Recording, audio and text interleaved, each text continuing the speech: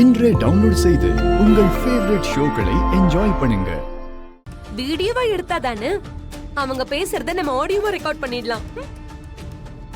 வாங்க அந்த ஜன்னல் பக்கத்துல போனை வச்சிடலாம். சரி வா. என்ன விஷயம் பாட்டி?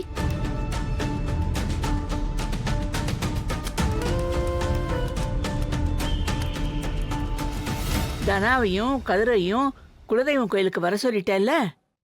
சொல்லிட்டேன் பாட்டி. அவங்களுக்காக தான் நம்ம ஜானகி இந்த நேர்த்தி கடனையே பண்றா. திரும்ப அவங்க இந்த வீட்டுக்கு வந்து சேரணும்.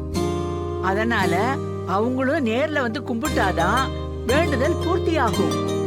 வந்துருவாங்கல்ல? கண்டிப்பா அவங்க வந்துருவாங்க. நான் முன்னாடியே சொல்லிட்டேன். இருங்க, நான் வேணா கால் பண்ணி கிளம்பிட்டீங்களான்னு கேக்குறேன். பாத்தீங்களா அண்ணி, கதிரியும் தனாவையும் கோயிலுக்கு வர வைக்க பாக்குறாங்க. இதுக்குதான் மறைஞ்சு மறைஞ்சு இவ எல்லா வேலையும் பாத்துட்டு இருக்காளா?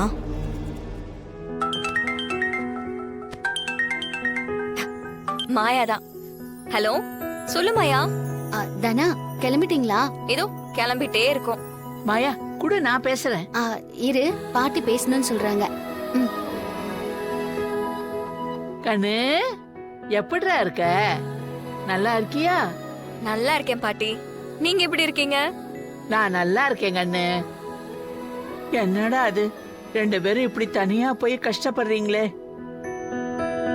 ஒன்னா எல்லாரும் இந்த வீட்டுல இருந்திருக்க வேண்டியது. திரும்ப அந்த வீட்டுக்கு வருவோன்னு எங்களுக்கு நம்பிக்கை இருக்கு பாட்டி.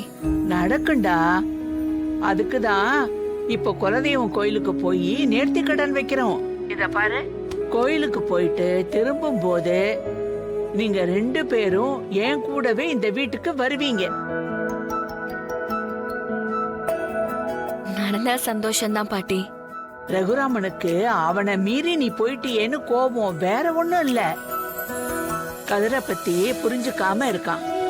அதான் உங்களை எங்களோட சேர்த்து கூட்டிட்டு போக முடியல.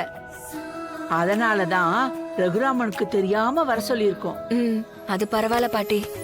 அப்பாவுக்கு நல்லபடியா குணமாயிட்டா நானும் குலசாமிக்கு படையல் வைக்கிறேன்னு வேண்டிக்கிட்டேன். அதை செய்யறதுக்கு தான் நான் அங்க வரேன். நல்லது கண்ணு, பண்ணிடுவோம். நீங்க வந்துருங்க, நான் எல்லாம் ரெடி பண்ணிடுறேன். நான் போன் வைக்கிறேன். இந்த ஒரு ஆதாரம் போதும் பார்வதி. போனை மட்டும் எடுத்துட்டு வா, போய் அண்ணங்கிட்ட காட்டுவோம்.